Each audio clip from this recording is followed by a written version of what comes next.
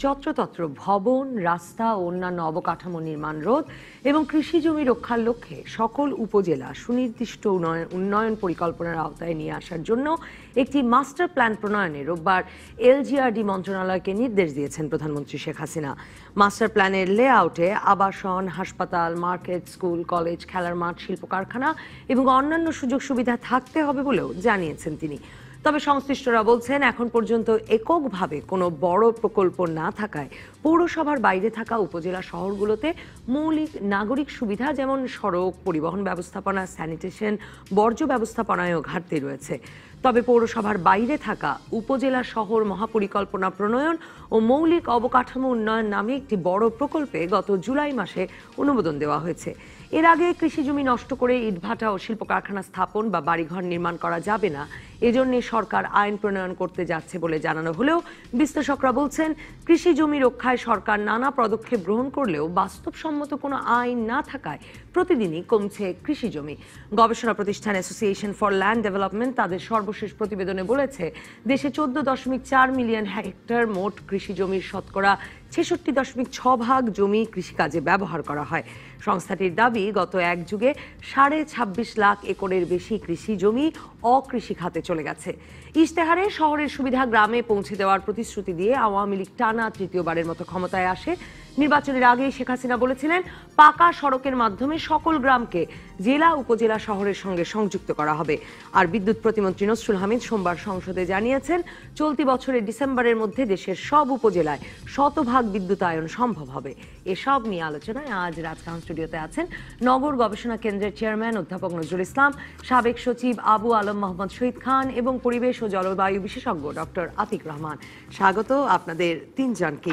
আমি অধ্যাপক নজরুল ইসলাম, আপনাকে দিয়েই শুরু করতে চাই যে আমাদের নগর ঢাকা শহর পরিকল্পনা মাফিক বাড়ছে কিনা এই নিয়ে আলোচনা কথাবার্তার মধ্যে এখন প্রধানমন্ত্রী বলছেন যে উপজেলা পর্যন্ত একটা মাস্টার প্ল্যানের আওতায় নিয়ে আসতে হবে এবং তাতেই ঠিক থাকবে কোথায় ভবন হবে, কোথায় রাস্তা হবে, কোথায় কৃষি জমি হবে। এই পরিকল্পিত উন্নয়ন উপজেলা পর্যায়ে পর্যন্ত করা সম্ভব? করার দরকারটা কি? ধন্যবাদ। উপজেলা পর্যন্ত পরিকল্পনা তো অবশ্যই দরকারি, জরুরি এবং সম্ভব। তো যেটা আমার মনে হচ্ছিল এই বিষয়টা দেখে, যে বাংলাদেশ এখন বেশ খুব একটা চমৎকার চিন্তা ভাবনার মধ্যে আছে। সেটা হলো, একদিকে আমরা 2100 সাল, বদ্বীপ পরিকল্পনা, পুরো দেশটাকে নিয়ে সুদূর প্রসারী মহাপরিকল্পনা। এটা এর মধ্যে হয়তো কোনো কোনো বিষয়ে বেশি গুরুত্ব পাবে, যেমন পানি বিষয়ক, নদী বিষয়ক, কিন্তু তার মধ্যে কিন্তু এই বাস্তু পরিকল্পনা, জনপদ পরিকল্পনা, নগর গ্রাম পরিকল্পনা সবই ওর মধ্যে চলে এসছে। এটা হলো একেবারে দেশভিত্তিক, পুরো বাংলাদেশ, এবং তার মধ্যে সব এলাকাই কিন্তু অন্তর্ভুক্ত। আর এখন মাননীয় প্রধানমন্ত্রী ওই দিন উচ্চারণ করলেন, নির্দেশই দিলেন যে উপজেলা পর্যায়েও পরিকল্পনা। এটা কিন্তু মাস্টার প্ল্যান প্রত্যেক উপজেলার জন্য। এখন এই প্রায় 500 উপজেলা, সবগুলোর জন্যই পরিকল্পনা লাগবে। এরপরে হয়তো আমরা শুনবো ইউনিয়ন পর্যায়েও লাগবে, গ্রাম পর্যায়েও লাগবে। এবং ওই শুরু যদি করি গ্রাম থেকে, প্রায় 80,000 গ্রাম অথবা 5,000 ইউনিয়ন, তারপরে 500 উপজেলা, তারপরে 64টা জেলা, এরও লাগবে। বিভাগ নিয়ে এই ধরনের কথা বলা হয় না, হয়তো হবে এক সময়। আর একেবারে উপরে হলো পুরো দেশটা, এই ডেল্টা প্ল্যানের মধ্যে যেটা চলে এসছে। ডেল্টা প্ল্যানটা এখন আমরা বলছি বদ্বীপ পরিকল্পনা। এর আগে স্বাধীনতার পরে পরে একটি বিশাল প্রজেক্ট ছিল, বা তারও আগেও ছিল, ফিজিক্যাল প্ল্যানিং প্রজেক্ট। পুরো বাংলাদেশের ভূমি ব্যবহার, মাটি, পানি, সবকিছুই একেবারে একরকম একটা পরিকল্পনা করা হয়েছিল। হ্যাঁ, আছে তার মানে ন্যাশনাল ফিজিক্যাল প্ল্যান। এটা কোন সময়ে হয়েছিল? এটা তো পাকিস্তান আমলেও ছিল, আর বাংলাদেশ স্বাধীন হওয়ার পরেই আরবান ডেভেলপমেন্ট ডাইরেক্টরেট, নগর উন্নয়ন অধিদপ্তর, তারাও করেছিল। তারা করেছে বিশাল একটা বড় লম্বা বই। এবং দেশি বিদেশি কনসালটেন্ট নিয়ে এটা হয়েছিল। তারপরে সেইটা হলো পুরো দেশভিত্তিক, তার মানে চিন্তাটা কিন্তু আমাদের আগেই সামগ্রিক ছিল, এখন আবার নতুন করে আরও দীর্ঘমেয়াদী এই যে 2100 সাল পর্যন্ত সেইটা এসছে। মাননীয় প্রধানমন্ত্রী এটা উদ্যোগ নিয়েছেন, ডেল্টা প্ল্যান, এর মধ্যে সবই চলে আসবে। আর এখন এই যে উপজেলা পরিকল্পনা, মহাপরিকল্পনা, এটাও কিন্তু একেবারে নতুন ধারণা তা নয়। আমার মনে আছে আমাদের নগর গবেষণা কেন্দ্রের পক্ষ থেকে 89-90 সালে আমরাই করলাম 2টো উপজেলার মহাপরিকল্পনা। ও আচ্ছা, তার মানে প্ল্যান আছে। হ্যাঁ, এগুলো করা শুরু হয়েছিল। এটা প্রথমে করা হয়েছে আরবান ডেভেলপমেন্ট ডাইরেক্টরেট, নগর উন্নয়ন অধিদপ্তর, এখনো আছে, যেটি হচ্ছে এই গৃহায়ন মন্ত্রণালয়ের অধীন। এক পর্যায়ে ওই নগর পরিকল্পনা, উপজেলা পরিকল্পনা এগুলো আবার লোকাল গভর্নমেন্ট ইঞ্জিনিয়ারিং ডিপার্টমেন্ট, স্থানীয় সরকার প্রকৌশল, যেটি আবার স্থানীয় সরকার মন্ত্রণালয়ের অধীনে, ওরা এই কাজটা নিয়ে নিল। তো এখন এইখানে একই কাজ এখন 2 মন্ত্রণালয়ের 2 অধিদপ্তর বা বিভাগ করবে। তারা অনেক উপজেলার পরিকল্পনা করেছে, অনেক উপজেলা, প্রায় 300 উপজেলা। মূল চ্যালেঞ্জগুলো কি হবে এইসব পরিকল্পনার ক্ষেত্রে? আমি সেটা শুনতে আপনার কাছে আবার আসবো স্যার, যে এটা জানতে চাই মূল চ্যালেঞ্জগুলো কি হবে, কারণ নিশ্চয়ই এটা এক এক উপজেলা সুনির্দিষ্টভাবে সেই উপজেলার মানে প্রয়োজন অনুযায়ী কতগুলো হবে সাধারণ সবারই কমন, আচ্ছা, আর কতগুলো হবে এলাকা ভিত্তিক স্থানীয়ভাবে, হয়তো নদী ভাঙন হয় অথবা পাহাড় ধস হয় অথবা সেখানে বন অথবা হাওর, এদের ব্যাপার ওই স্থানীয়ভাবে নির্দিষ্ট করে। কিন্তু কতগুলো জিনিস আছে যেগুলো সবার ক্ষেত্রেই হতে হবে। আবু আলম মোহাম্মদ শহীদ খান, আপনি স্থানীয় সরকার মন্ত্রণালয়ের সচিব হিসেবেও দায়িত্ব পালন করেছেন। আপনি স্যার বলবার সময় মাথা নাড়ছিলেন যে পরিকল্পনা আছে, পরিকল্পনা অনুযায়ী কি কাজ আসলে ওই পরিকল্পনাগুলো কি এখন আর দেখা হয় নাকি আসলে একটা নতুন করে ঢেলে সাজিয়ে করবার কথা হচ্ছে? আমার মনে হয় অনেক পরিকল্পনা হয়েছে যেগুলো আছে, সেগুলো মনে হয় কোনো আলমারি টালমারিতে আছে, স্যারের এখানেও কিছু থাকতে পারে, ওনার ওখানেও আছে, গেলে আমরা দেখতে পারবো। পরিকল্পনা খুব মজার জিনিস, যে পরিকল্পনা করা যায়, পরিকল্পনা করতে হয়, কনসালটেন্ট লাগে, বিদেশি কনসালটেন্টরাও আসেন, অনেক টাকা পয়সা আমরা খরচ করি। আমরা যেখানে বসে আছি বিরাট যোগ্য, তো আমরা যেখানে বসে আছি এই নগরের নিয়ে তো একটা বিশাল পরিকল্পনা ছিল। কারণ এই যে রাজধানী উন্নয়ন কর্তৃপক্ষ, যেটা আগে ঢাকা ইমপ্রুভমেন্ট ট্রাস্ট ছিল, সেটার অনেক ইতিহাস আছে এবং অনেক বড় বড় প্ল্যান আছে, এবং ওই প্ল্যানের পৃষ্ঠা ছিঁড়ে ছিঁড়ে সেসব জায়গায় যেখানে পার্ক হওয়ার কথা সেখানে বাড়িঘর হয়েছে, যেখানে পাবলিক স্পেস থাকার কথা সেখানে বড় বড় অট্টালিকা, কমার্শিয়াল। নজরুল ইসলাম স্যার সবই জানেন, খাল নাই, উদ্ধার হয়নি, এবং যেটা লেক হওয়ার কথা সেই লেক ভরাট করে বাড়িঘর করা হয়েছে। তো পরিকল্পনার বাংলাদেশের সবচেয়ে বড় চ্যালেঞ্জ হচ্ছে পরিকল্পনা আছে, খাতায় আছে, কাজীর গরু, খেতাবে আছে, এমনিতে নাই, গোয়ালে পাওয়া যাবে না। সেটাই হলো আমাদের বাংলাদেশের পরিকল্পনার সবচেয়ে বড় সমস্যা। আমার দুই পাশে 2 জন বিশেষজ্ঞ আছেন, তারা অনেক পরিকল্পনার সাথে যুক্ত আছেন এবং তারা পরিকল্পনা দিয়েছেন সরকারকে, কিন্তু এটা বাস্তবায়ন হয় না। সরকারি কাজের অভিজ্ঞতা থেকে কি আপনার মনে হয় এটাও একটা সমস্যা, যে আসলে বাস্তবায়নটা করবার দায়িত্ব কার? স্যার বলতে শুরু করেছিলেন যে মানে উন্নয়ন কর্তৃপক্ষ লেআউট করলেন, প্ল্যান করলেন, তারপরে সেটা না, ওইটা আরবান ডেভেলপমেন্ট ডাইরেক্টর নিয়ে গেল না, ওটা নিয়ে যায় নাই। আরবান ডেভেলপমেন্ট ডাইরেক্টরেটটা হচ্ছে একদম ছোট একটা প্রতিষ্ঠান, তো তারা আরবান প্ল্যান করতো, ঠিকই আছে, তাদেরকে ডেভেলপ করা হয়েছিল যে আরবান প্ল্যানগুলো করবে। তখন আমাদের আরবানাইজেশন কি ছিল 60s-এ, 60-এর দশকে আমার কয়েকটা জেলা শহর ছিল, কয়েকটা মহকুমা শহর, তো তাদের পক্ষে এটা করা সম্ভব ছিল। যখন আপনি 480-86 বা 500-র কাছাকাছি যে আপনার উপজেলা হয়ে গেল, এই পরিকল্পনা করার জন্য তাদের কাছে যথেষ্ট লোকবল নাই, এবং এই ফিজিক্যাল এই ডেভেলপমেন্টের কাজটা করছে LGED, local government engineering department. তো পরিকল্পনা ছাড়া তারা কিভাবে কাজটা করবে? সো স্যার যেটা বলছেন ওইটাই কারেক্ট, যে ওনার হিসাব মতোই তো শুনলেন, 89-90 সালে 2টা উপজেলার পরিকল্পনা কমপ্লিট করা সম্ভব হয়েছিল, হয়তো 16টা ওনারা করছেন, এরকম 16 থেকে 20টা উপজেলা করা সম্ভব হয়েছে। তো উপজেলার সিস্টেম চালু হওয়ার 7 বছরের মধ্যে আরবান ডেভেলপমেন্ট ডাইরেক্টর এরকম 20টার মতো করছে। বাট এটা এত স্লো পেসে যাচ্ছিল, যে কারণে তখন আমি লোকাল গভর্নমেন্ট সচিব ছিলাম না, বাট আমি ইতিহাসটা জানি, যে কারণে লোকাল গভর্নমেন্ট ইঞ্জিনিয়ারিং ডিপার্টমেন্টকে বলা হলো যে তোমরা এটা করো। অ্যান্ড দেন যেটা হলো যে লোকাল গভর্নমেন্ট ইঞ্জিনিয়ারিং ডিপার্টমেন্ট হচ্ছে ডার্লিং স্টোনার আমরা যেটা বলি ওনারাও বলেন, কারণ লোকাল গভর্নমেন্ট ইঞ্জিনিয়ারিং ডিপার্টমেন্টকে সবাই ভালোবাসে, দাতারা বিশেষ করে, কারণ তাদের কাছে আপনি পান কোনো কাজ করতে দিলে দে ক্যান ডেলিভার। তাদের অনেক অন্যান্য ত্রুটি আছে, সীমাবদ্ধতা আছে, না এবং ডেলিভার করতে পারে, তাদেরকে আপনি যেটা দিবেন ডেলিভার করবে। সো আপনি এখন আমরা দুজনে পাশাপাশি আছেন এবং আরও অনেককেই, যে কেউ এখন যদি কোনো পরিকল্পনার বিষয়ে কাজ করতে চায়, they can go to local government engineering department. তাদের যে বিশাল কর্মযোগ্য আছে, বিশাল অফিস আছে এই পরিকল্পনা করার জন্য, তাদের অনেক ইঞ্জিনিয়ার আছে, সেই 50 ইঞ্জিনিয়ার্স আর ওয়ার্কিং, তাদের নিচেও অনেক ইঞ্জিনিয়ার, সিনিয়র ইঞ্জিনিয়ার 50 জন কাজ করতেছে। অ্যান্ড তাদের যে পরিকল্পনা করার যে সুবিধা দিই, লজিস্টিক্স, এটা আর কোনো ডিপার্টমেন্টে নাই। সুতরাং তারা এই পরিকল্পনা কাজটা ভালো করতে পারেন। প্লাস আমাদের কিন্তু বাইরে থেকে বেসরকারি যারা আছেন কনসালটেন্ট, তারাও কিন্তু অনেক জায়গায় পরিকল্পনা করেন।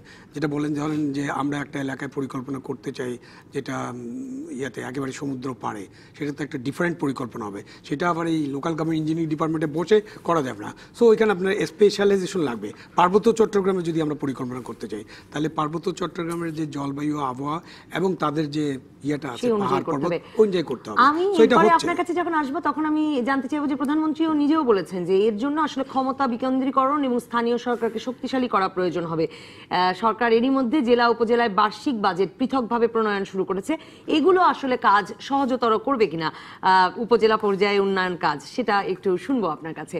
আমি ডক্টর আতিক রহমান আপনার কাছে জানতে চাই যে বিশেষভাবে সরকার জোর দিচ্ছেন, প্রধানমন্ত্রী অনেক দিন থেকেই প্রায়শই বলছেন যে কৃষি জমির উপর ইটের ভাটা চলবে না, কৃষি জমির উপর কলকারখানা চলবে না, কিন্তু বন্ধ হয়নি।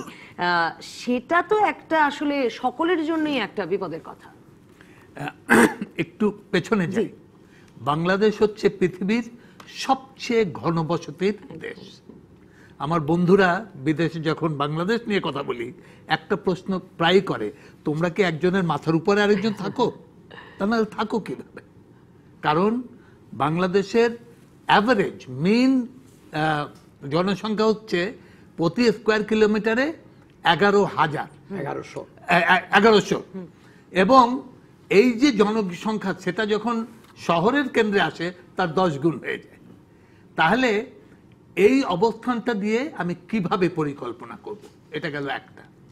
আরেকটা হচ্ছে, আমি যদি পার্বত্য চট্টগ্রামের পার্বত্য এলাকা বলে সেখানে কৃষি কর্ম একটা বিশেষভাবে করতে হয়, অনুরূপভাবে আমার দক্ষিণাঞ্চলে বিশেষ করে উপকূল অঞ্চলের বিশেষ করে আমার যে বনভূমি সুন্দরবন, সেখানেও আমার কৃষি করার প্রয়োজন বা সম্ভাবনা কম। সেখানে অন্যান্য সম্পদে আমরা খুবই আপ্লুত এবং আছে অনেক প্রচুর। কিন্তু কৃষি করতে হলে আমার যে জমিটা আছে এর থেকে বাড়াবার উপায় নেই।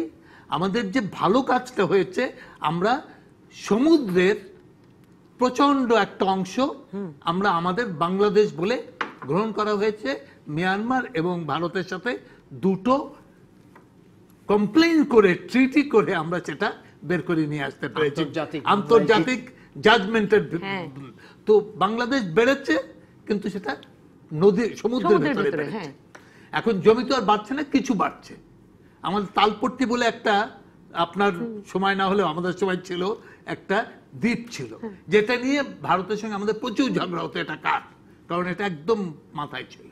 সেই তালপট্টি ঝগড়া মিটে গেছে, তালপট্টি ডুবে গেছে, নেই তালপট্টি।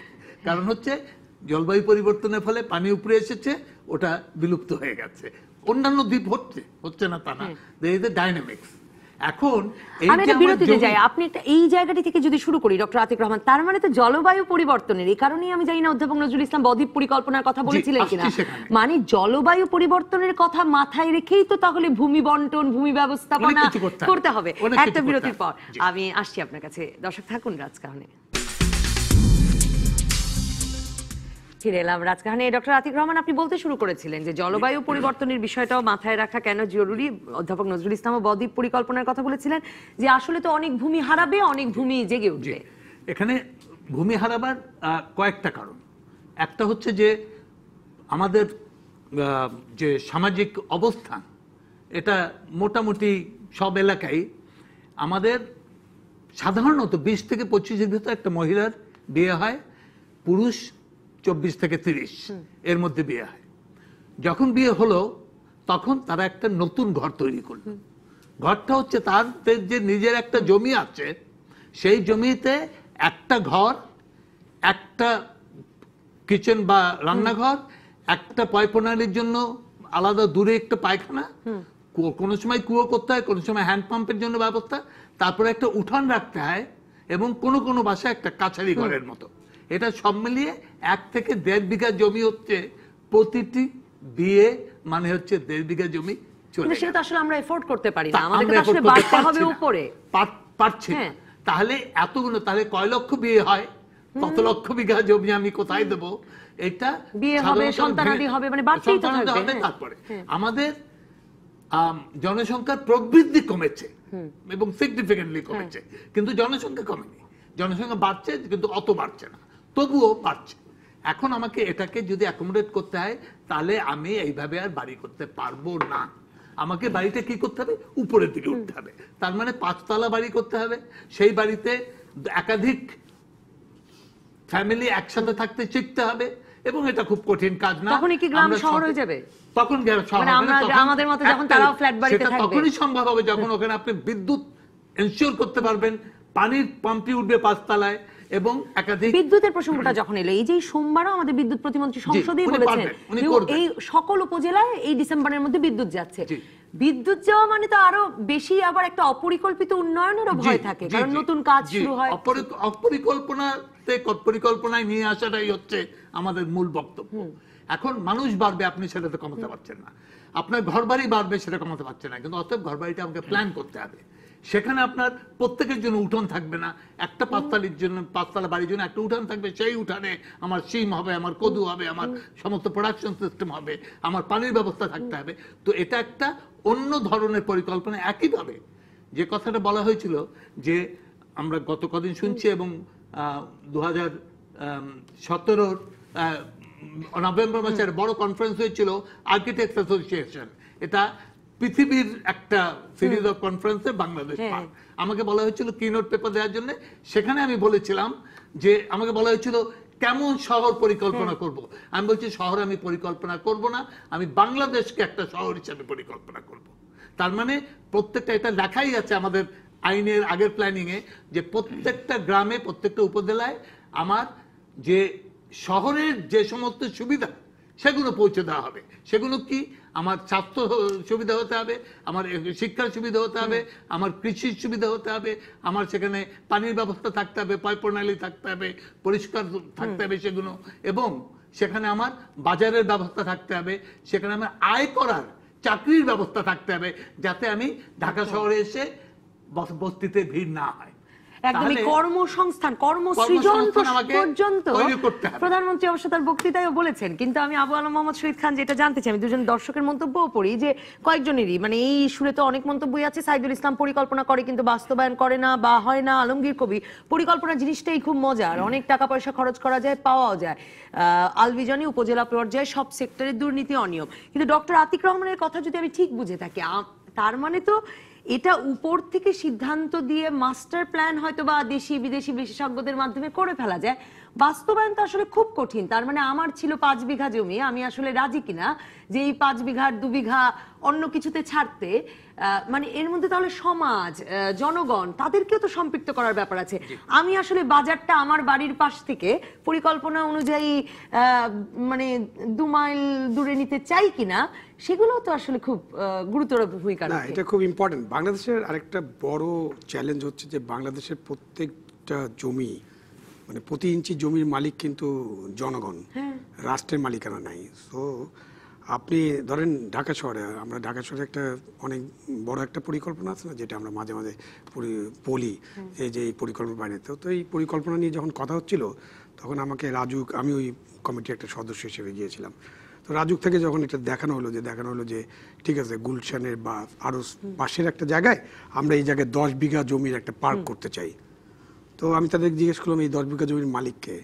তো দেখা গেলো এই 10 বিঘা জমির মালিক হলো 50 জন লোক। তো আপনি তো এই 50 জন লোক, তাদের হয়তো কারো 5% আছে, কারো 10% আছে তাদের মালিকানা। তো আপনি ওখানে একটা পার্ক করবেন, তো ঠিক আছে, আপনি পরিকল্পনা করলেন পার্কের, তাহলে আপনি এই পরিকল্পনা বাস্তবায়ন করতে হলে কি করতে হবে? একটাই উপায় আছে, ওই 10 বিঘা জমিকে অধিগ্রহণ করা এবং তাদেরকে ক্ষতিপূরণ দেওয়া। এবং রাজুকের কাছে এই টাকা নাই যে তারা ওই 10 বিঘা জমি অধিগ্রহণ করে ওখানে পার্ক করবে। এবং ওই যে এবং বাংলাদেশে 1 কিলোমিটার মানুষগুলো রাস্তা আছে করতে সবচেয়ে বেশি টাকা খরচ হয়, তার কারণ নাকি এই কি So, পরিমাণ ক্ষতিপূরণ এই যে দিতে হয়। আমরা যে আলোচনাগুলো করছি যে মানুষ জনগণ জমির মালিক, এবং আমাদের কিন্তু অনেক দরিদ্র মানুষ আছে। উনি যেটা বললেন যে ওনার যে উদাহরণটা সেটা হলো একটা ধরেন বদ্ধিষ্ণু ফ্যামিলি গ্রামের, যার 5 বিঘা জমি আছে, 5টা সন্তান আছে, তারা আলাদা হয়ে গেল, বিয়ে করলো, ওই জোতের মধ্যেই তারা 5টা বাড়ি করলো। সেটাও এখানে আমাদের দেশের 40% মানুষ কিন্তু মানে আছে আমি আপনি যাদের যদি কোনো একদম বাড়ি ঘর নেই, পাশাপাশি ঘরে থাকি, যাদের তখন কোনো আমি বাড়ি আসলে ঘর কি নেই, করে জমি রাজি নেই হবো? ঘরে। হ্যাঁ, ভূমি আর উনি যে যেটা বললেন যে পার্থক্য এরকম চিন্তা তো আমাদের রাষ্ট্রনায়করা করেন, পরিকল্পনাবিদরাও যদি করেন তাহলে আমার একটু বুঝতে অসুবিধা হয়। কারণ হলো যে আপনি প্রত্যেক গ্রামে যদি 5তলা বাড়ির কথা চিন্তা করেন, এইটা নজরুল ইসলাম স্যার নিশ্চয়ই বলবেন। আমি একটা রাফ হিসাব করি, যদি আমি 500 স্কোয়ার ফিট বাড়ির কথা চিন্তা করি, আপনার শহরে আমরা 2000, 2500, কারো 10,000 স্কোয়ার ফিটে বাড়ি আছে, কিন্তু মানুষের একটা বেয়ার মিনিমাম নিড আছে। সেই নিডটা কিন্তু 500-700 স্কোয়ার ফিটের কম না। সেখানেও যদি আপনি কাউকে ঢুকাতে চান, 700 স্কোয়ার ফিটের বাড়ি করতে হলেও আপনার 14 লাখ টাকা খরচ হবে এই বাজারে। যদি 5তলা বাড়ি করতেন, তার ভিত্তি সহ ওই বাড়ির জন্য 14 লাখ টাকা। তো আপনি কি মনে করেন গ্রামের একটা মানুষ, এই যে মধ্যবিত্ত হোক, যার 10 বিঘা জমি আছে, সে কি এরকম বাড়ি করে করতে পারবে, ইনভেস্ট করতে পারবে? সেটা সে ইনভেস্ট করতে পারে, তার কাছে এই টাকা নাই। এবং রাষ্ট্র কি সারা বাংলাদেশের 80,000 গ্রামে এরকম বাড়ি করতে পারে? 17 কোটি মানুষ, আপনি 4 দিয়ে যখন ভাগ করবেন, এটাকে 4টা যদি একটা পরিবার ধরেন, তাহলে 4 কোটি আমার এরকম ফ্ল্যাট লাগবে। আর আপনি হিসাব করেন, আমাদের কাছে এই টাকা নাই, অর্থ নাই। সুতরাং ওইখানে সরকারকে ক্ষমতায়ন করা, এই নিয়ে অনেক মন্তব্য আছে। বা জনপ্রতিনিধিরা আসলে পরিকল্পনা পছন্দ করেন, কারণ তাহলে তারা লুটেপুটে খেতে পারেন, এই যে ধারণা। বিষয়টা ওরকম না, বিষয়টা ওরকম না। এটাই আসলে সকল সমস্যার সমাধান। আমাদেরকে পরিকল্পনা করতে হবে, কিন্তু আমাদের বাস্তব অবস্থাটা বোঝার চেষ্টা করতে হবে। এখানে সবচেয়ে বড় পরিকল্পনার সবচেয়ে বড় চ্যালেঞ্জ হচ্ছে আমাদের জনসংখ্যা, যেটা উনি বলতে শুরু করেছিলেন, তারপরে আবার ওখান থেকে আমরা অন্যদিকে চলে গেছি। আপনি যদি এই জনসংখ্যা যদি বাড়তেই থাকে, আজকে আপনি 17 কোটি মানুষের পরিকল্পনা করবেন, এবং বছর ঘুরতেই বছর ঘুরতেই আপনাকে তখন 17 কোটি 30 লক্ষ মানুষের পরিকল্পনা করতে হবে। আজকে আপনি 17 মানে আমাদের বাচ্চা ধরেন 4 কোটি আছে, আপনি প্রাথমিক শিক্ষার পরিকল্পনা করলেন যে 4 কোটি বাচ্চাকে আমি স্কুলে নিয়ে যাব, আমরা এই পরিকল্পনা করবো, এটা তো 5 বছর লাগবে। তো 5 বছর পরে আপনার 4 কোটি বাচ্চা নাই, মানে আপনার স্কুল আরো বাড়ছে, আপনার আরো 5 কোটি বাচ্চা হয়ে যাবে, তখন 1 কোটির জন্য অলরেডি আমি পিছিয়ে থাকবো। এটা হলো বাংলাদেশের পরিকল্পনার জন্য সবচেয়ে বড় চ্যালেঞ্জ। সুতরাং জনসংখ্যার বিষয়টাকে এই যে ঘোড়া, এটা যে চলতেছে এত দ্রুত গতিতে, এটাকে থামাতে হবে। কোনো উপায় নেই আমাদের এই যে 54,000 স্কোয়ার কিলোমিটার এর মধ্যে যে জনসংখ্যা। আবু আলম মোহাম্মদ শহীদ খানের কাছে আলোচনাটা গিয়ে খুব মানে একটা হতাশাব্যঞ্জক পরিস্থিতিতে পরিণত হলো। অধ্যাপক নজরুল ইসলাম, আপনি কোনো আশার কথা শোনাতে পারেন কিনা? রাষ্ট্রের কোনো জমি নাই, আমার যদি 10 বিঘা জমি থাকে আমি ছাড়বো না, আমি যার সেই ভূমিহীনকে আমার জমিতে বাড়ি করে থাকতে আমার জমিতে আমি বাড়ি করব, রাষ্ট্রের কোনো মানে না, আমি রাস্তা করতে এমন দেব কোনো না, লোক নাই যে দেখবে যে এইখানে তুমি বাড়ি করতে পারবে না, কারণ ওটা তো একদম প্রত্যন্ত আমি রাস্তা করতে দেব না, আমি সেখানে অন্য স্কুল করতে দেব না, এবং আমি আবার ইটের ভাটা করব আমার কৃষি জমিতে। কে ঠেকাবে আমাকে? পুরো ব্যাপারটাই খুব জটিল, হতাশাব্যঞ্জক নয় না, হতাশাব্যঞ্জক বলা ঠিক হবে না। আমরা এগোচ্ছি তো, আমরা হতাশাব্যঞ্জক তো বটেই, কিন্তু আমরা আগাতে চাই। হ্যাঁ, করতে তো হবেই কিছু। আশা এবং হতাশা দুটোই আছে। এখন যেটা দিয়ে আমি শুরু করেছিলাম আপনার কথায়, যে একদিকে মহাপরিকল্পনা পুরো দেশটাকে নিয়ে ডেল্টা প্ল্যান, এটা বাংলাদেশ প্ল্যান বলাই ভালো, বলা যায়, কিন্তু সমগ্র দেশকে ডেল্টা নিয়ে নিয়েছে। না, ঠিক আছে, না সেটা ঠিক আছে, আছে, এটা দেশের মধ্যে একটা অংশ হয়তো ডেল্টা না, কিন্তু পুরো দেশটাকেই একটা ডেল্টা হিসেবে চিন্তা করা যায়। এবং পার্বত্য চট্টগ্রামও ডেল্টা প্ল্যানের একটা গুরুত্বপূর্ণ অংশ, সেটাও ধরা হয়েছে, বাদ দেওয়া হয়নি। তো ঠিক আছে, পুরো দেশটাকে নিয়ে পরিকল্পনা এই প্রথম এইভাবে চিন্তা করা হচ্ছে। যে আমি বললাম ন্যাশনাল ফিজিক্যাল প্ল্যান, এটা 40 বছর আগে হয়েছিল, কিন্তু কার্যকর না। এখন এটাকে গুরুত্ব দিয়ে দেখা হচ্ছে, অনেক চিন্তা ভাবনা সব এই ডেল্টা প্ল্যানের চারদিকে ঘুরছে, এবং অনেক বিশাল কর্মযজ্ঞ। আমি নিজেও এর সাথে যুক্ত, অ্যাডভাইজারি কমিটিতে আছি, আতিকও বোধহয় আছেন। তো গভর্নমেন্ট আমাদেরকেও সম্পৃক্ত করছেন মার্জিনালি। তো সেটা আমি বলবো যে চিন্তার ক্ষেত্রে এটা একটা অসাধারণ ধারণা, বা পৃথিবীতে এরকম না, এটা ঠিক আছে। এখন এর জন্য এই যে ডাচরা সহযোগিতা করছে, তাদের হয়তো একটা অর্থনৈতিক স্বার্থ আছে। মূলত এটা হলো নদীগুলোকে সচল রাখা, প্রয়োজনীয় ড্রেনেজ করা, এই ড্রেনেজ মানে কি বলে এটাকে ড্রেজিং করা, এই ড্রেজিং হলো হাজার হাজার কোটি কোটি টাকার ব্যাপার, সেটা তাদের একটা ইন্টারেস্ট। কিন্তু আমার রাজ্যে তো অভিজ্ঞতাও আছে, অভিজ্ঞতা আছে, আমাদেরও আছে। অভিজ্ঞতা কতটা কাজে লাগবে বলা মুশকিল। আচ্ছা আমি বলে নেই, সেটা হলো যে এই ধারণাটা খুবই গুরুত্বপূর্ণ, এটাকে ধরে রাখতে হবে, কিভাবে এটাকে বাস্তবায়ন করা যায় সেটা। আর যেটা আমি বলেছি, অন্যদিকে একেবারে মাইক্রো লেভেলে, উপজেলা লেভেল, উপজেলায় 3 লক্ষ লোক, তো এলাকাটাও বিশাল বড় নয়, এটাকে ধরা, প্রতিটি উপজেলা, প্রতিটি ইউনিয়ন, এখন বলা হচ্ছে গ্রামও পরিকল্পনায় আনতে হবে। চিন্তা, গ্রাম বাঁচলে বাংলাদেশ বাঁচবে, একটা স্লোগান ছিল। এখন আমরা বলছি গ্রাম শহর বানাবো, ঠিক আছে, গ্রাম শহর বানাবো মানে আমি ভালো করে আওয়ামী লীগের ম্যানিফেস্টোটা পড়েছি, প্রথমে ভূমিকায় একটু মিসগাইডিং, কিরকম গ্রাম হবে শহর, আমার গ্রাম আমার শহর, কিন্তু যখন আমি ব্যাখ্যা দেখি, লক্ষ্যগুলা দেখি, তখন পরিষ্কার সেখানে সেবাগুলো যাবে, বিদ্যুৎ, সুপেয় পানি, স্যানিটেশন, স্কুল, ইন্টারনেট, সবই যাবে। একবারও বলে নাই আমরা বাড়ি বানাবো, এই ম্যানিফেস্টোতে কিন্তু নেই। আমি মনে করি এটা খুবই গুরুত্বপূর্ণ। বাড়ি বানানো বললেই সমস্যা তৈরি হয়ে যাবে, বাড়ি নিজেরা বানাবে, ধারণা দিয়ে দিবে, পরামর্শ দিবে, তুমি এই ধরনের বাড়ি বানাতে পারো। আরেকটা বোধহয় খুব গুরুত্বপূর্ণ কিনা জানি না, যে গ্রামগুলোকে জেলা উপজেলা শহরের সাথে সংযুক্ত করার সড়ক থাকবে। সংযুক্ত তারা আছেই, মোটামুটি সংযুক্ত আছে। বাংলাদেশ হলো 95% না, আমি বলি বাংলাদেশ হলো এমন একটা দেশ যেখানে road density per unit area almost highest in the world, per unit population না, সেখানে কমে যায়। এত রাস্তাঘাট এলজিইডি করেছে, এত রাস্তাঘাট, প্রত্যন্ত গ্রাম, এখন আপনি গাড়ি নিয়ে যেতে পারেন, ইন্টারনেট তো চলেই গেছে। এই যে ইউনিয়ন ডিজিটাল সেন্টার, এটা রেভলিউশনারি একটা কনসেপ্ট, এটা এখন গ্রামেও চলে গেছে। সুতরাং এটা হচ্ছে, আর হচ্ছে যে সেবা যাবে। আমরা আমাদের সাবজেক্টের থিওরিতেই ছিল 60-এর দশকে, urban services for rural development, পল্লী উন্নয়নের জন্য নাগরিক সেবা, যেটা এখন প্রধানমন্ত্রী বলছেন, সুযোগগুলো প্রচুর। হ্যাঁ, এটা 50 বছর আগে থেকে চলে আসছে, এটাকে আরেকটু এখন বাস্তবায়ন করা। তো এই হলো এই বিষয়টা। আর ওই যে কোথা থেকে শুরু করা যাবে, আমি একটা বিরতির পর স্যার আপনার কাছেই ফিরতে চাই, যে আমার কাছে ওটা খুব গুরুত্বপূর্ণ এবং ওই জায়গাটাই একটা খুব হতাশাজনক এবং চ্যালেঞ্জিং মনে হলো আবু আলম মোহাম্মদ শহীদ খান যখন বললেন যে রাষ্ট্রের তো কোনো জমি নাই। না, রাষ্ট্রের জমি নাই, পরিকল্পনা করবে, কিন্তু পরের জায়গা উনি কথার কথা বলেছেন, একেবারে নাই তার অধিকার আছে, খাস জমি বলে কিছু একটা আছে, আমি সেটা বুঝবো আপনার কাছে। অল্প হলেও, একটা বিরতি, এবং রাষ্ট্র যেটা বললেন অধিগ্রহণ করতে পারে, এই যে হাতিঝিলের জন্য করলো, যে কোনো এয়ারপোর্টের জন্য করবে, অনেক কিছুর জন্য করতে পারে, সেই ক্ষমতাও তাদের আছে। সুতরাং নেই যে তা না, সম্ভব, ইচ্ছা করলে, চাইলে, পরিকল্পনা মাফিক এটা করা যায়। আমি একটা বিরতির পরে আসছি, জনস্বার্থেই করা যায়।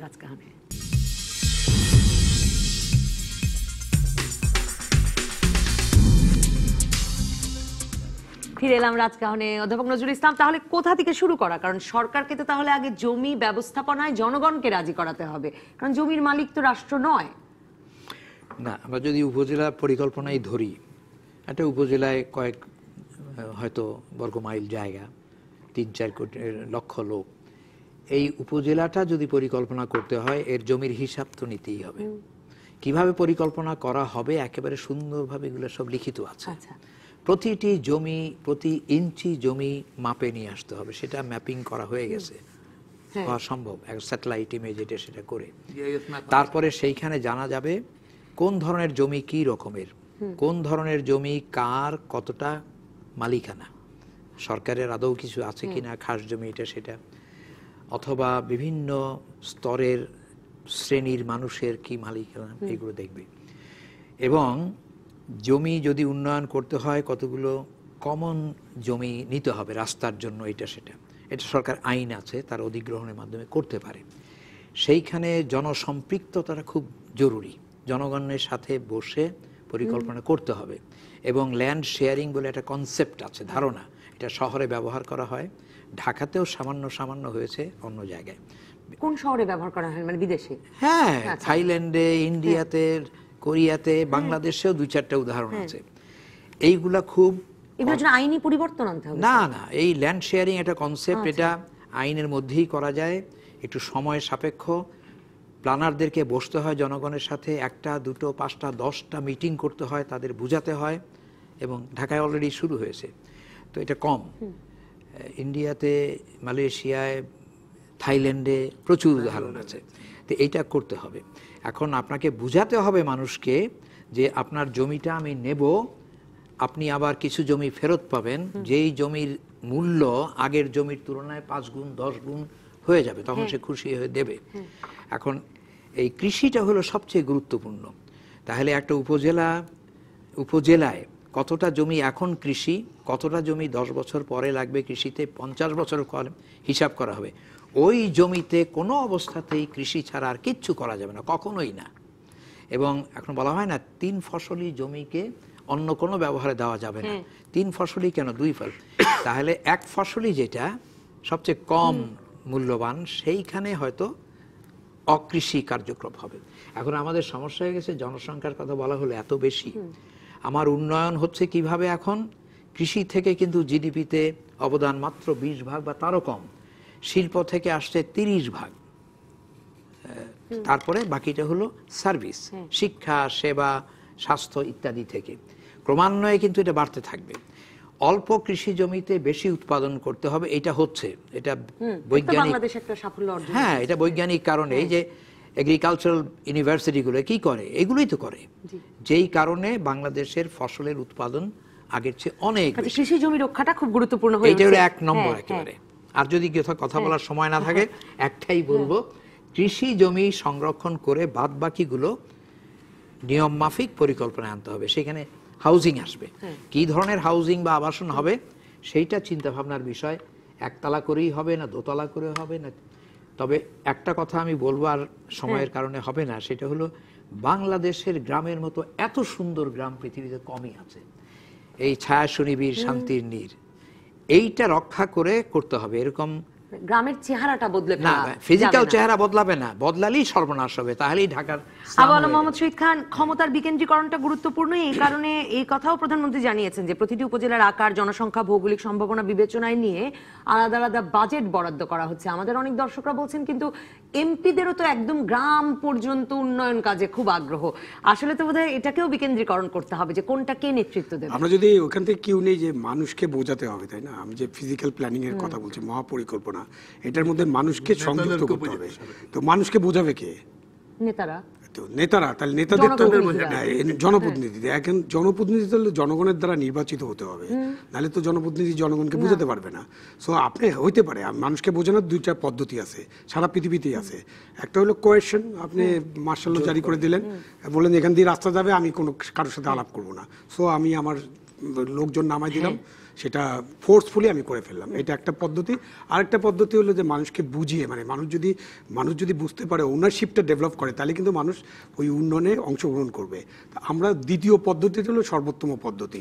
তো এই সর্বোত্তম পদ্ধতি যাইতে হলে জনগণের নির্বাচিত প্রতিনিধি থাকতে হবে, এবং জনগণকে তারাই বুঝাতে পারবেন, তারাই বুঝাতে পারবেন। হ্যাঁ, সেটার ভোটের কোয়ালিটি নিয়ে অন্য আলোচনা আছে, সেটা আজকে নাই বা করলাম। আমি যা বলতে চাইছি সেটা কিন্তু বলা হয়ে গেছে, যে জনগণের নির্বাচিত প্রতিনিধি থাকতে হবে, জনগণের ভোটে নির্বাচিত। সুতরাং আপনি ওই সব ব্যাপারেও আপনাকে নিশ্চিত করতে হবে।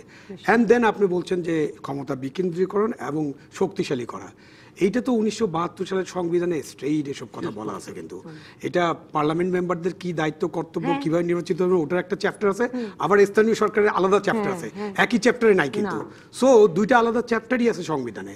এবং আমাদের সংসদ সদস্যরা কি করলেন 2009 সালে, যখন লোকাল গভর্নমেন্ট অর্ডিন্যান্স আইনটা হলো, তখন তারা সবাই মিলে উপজেলা পরিষদের উপদেষ্টা হয়ে গেলেন, যেটা তারা আইনত হতে পারেন, সংবিধান বিরোধী একটা কাজ করলেন, এবং এটা এখনো চালু আছে। তাহলে মাননীয় প্রধানমন্ত্রী যদি ক্ষমতা বিকেন্দ্রীয় করতে চান এবং শক্তিশালী করতে চান, তাহলে প্রথমে ওই যে গোড়ায় গলদ, যেটা আমি আগে একবার গলদের কথা বললাম, এই গোড়ায় গলদটা ঠিক করে তারপর তো যেতে হবে।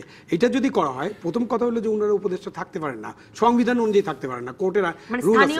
সুতরাং স্থানীয় জনগণ, যারা নির্বাচন হয়েছে, যারা স্থানীয় চেয়ারম্যান হিসেবে নির্বাচিত, ইউনিয়ন পরিষদে নির্বাচিত, উপজেলা পরিষদে নির্বাচিত, এই মহাপরিকল্পনা মানে প্রধানমন্ত্রী যা যা করতে চান, যে ইয়াতে যেটা বলেছেন যে আমি শহরের সব সুবিধা গ্রামে দেব, এই সব কিছু করতে হলে আপনার এই যে উপদেষ্টার রোল থেকে সংসদ সদস্যকে পৃথক করতে হবে সংবিধান অনুসারে। অ্যান্ড দেন আপনি ওই যে জনগণের ভোটে নির্বাচিত প্রতিনিধিরা জনগণকে সাথে নিয়ে যদি এই মহাপরিকল্পনার দিকে এগিয়ে যায় তাহলে এটা করা সম্ভব। নাহলে উপর থেকে পরিকল্পনা করে এটা সেন্ট্রালাইজ হলে কোনো লাভ না। হবে না, সেন্ট্রালাইজ হলে কোনো লাভ হবে না, করাও সম্ভব না। ডক্টর আতিক রহমান, শেষ প্রসঙ্গটা তুলেছিলেন অধ্যাপক নজরুল ইসলামও, যে আসলে তো খাওয়া জোগাড় করাটা খুব গুরুত্বপূর্ণ, সেই জন্য জমিটাকে রাখতে হবে। 17 কোটির দেশে তো খাওয়া 17 কোটি, দিন পরে 20 কোটি হবে। এই 20 কোটির পরিকল্পনা আমাকে আজকে করতে হবে। আরেকটা কথা যেটা বলা হলো যে আমার বিকেন্দ্রীকরণ করে উপরে থেকে কেন্দ্রকে ভেঙে ভেঙে বিকেন্দ্রীকরণ, নিচের যে শক্তি আছে সেটাকে যুক্ত করে উপরের শক্তিকে তৈরি করতে হবে। অর্থাৎ এটা নিচ থেকে তৈরি করা, উপরে উঠতে হবে। যেমন একটা বিল্ডিং ওঠে, এখন উপরে থেকে যদি বিল্ডিং করা হয় এটা ঠিক বাতাসে হয় না, তো সেটা একটা বিকেন্দ্রীকরণের মূল ভাব। আরেকটা কনসেপ্ট আছে ইকোসিস্টেম বেসড পার্টিসিপেটরি ম্যানেজমেন্ট। আমার দক্ষিণাঞ্চলে এটা হচ্ছে, উপকূলীয় অঞ্চলে সেটা আমি খরা এলাকায় বরেন্দ্র ভূমিতে করতে পারবো না। তাহলে ওই ইকোসিস্টেমের সেখানে জনগণের একটা প্রায়োরিটি আছে, কি প্রোডাকশন হবে, কিভাবে হবে, জনগণ সেটা সিদ্ধান্ত নিয়ে সেখান থেকে একটা বাজারে যাবে, কিছু যাবে আন্তর্জাতিক বাজারে, আমার সমগ্র অর্থনীতি তার ভিত্তিতে এগোতে হবে। কিন্তু কেন্দ্রবিন্দুতে হবে পার্টিসিপেটরি ম্যানেজমেন্ট, মানুষকে নিয়ে ম্যানেজ করা। যে কথাটা শহীদ বললেন যে ওর মধ্যে জনগণের সেই নির্বাচনের মাধ্যমে যে পদ্ধতি আমার সংবিধানে আছে সে পদ্ধতি এগোতে হবে। তৃতীয় কথা হচ্ছে যে আমার এখন যেটাকে বলা হয় সাস্টেনেবল ডেভেলপমেন্ট গোল, যেটা দিয়ে বাংলাদেশ এগোচ্ছে এবং ভালোভাবে এগোচ্ছে, সেটার 3টি ভাগ। একটা হচ্ছে অর্থনৈতিক উন্নতি, একটা হচ্ছে আমার পরিবেশকে রক্ষা করতে হবে, আরেকটা হচ্ছে সামাজিক সম্যতা বা ক্লাইমেট জাস্টিস, সামাজিক বিচার। আমি সাম্যতা আর বিচারবোধ, আমি অন্যায় করব গরিবের প্রতি তারপরে ভালো হয়ে যাবে সবকিছু, সেটা হবে না। অর্থাৎ এই 3টির সমন্বয়করণ। এখন সমন্বয়ের আমরা বলি মানে দখলবাজের শাস্তি হতে হবে। জি, দখলবাজের শাস্তি হতে হবে, সম্পদকে দেশের সম্পদ হতে হবে, জনগণ সেটা ভোগ করতে হবে, কয়েকজন মুসলিমের লোক না। অসংখ্য ধন্যবাদ ডক্টর আতিক রহমান, ধন্যবাদ আবু আলম মোহাম্মদ শহীদ খান, ধন্যবাদ অধ্যাপক নজরুল ইসলাম, ধন্যবাদ দর্শক। পরবর্তী পর্বে বিএনপি ট্রাইব্যুনালে যাচ্ছে, এই নিয়ে করব আলোচনা।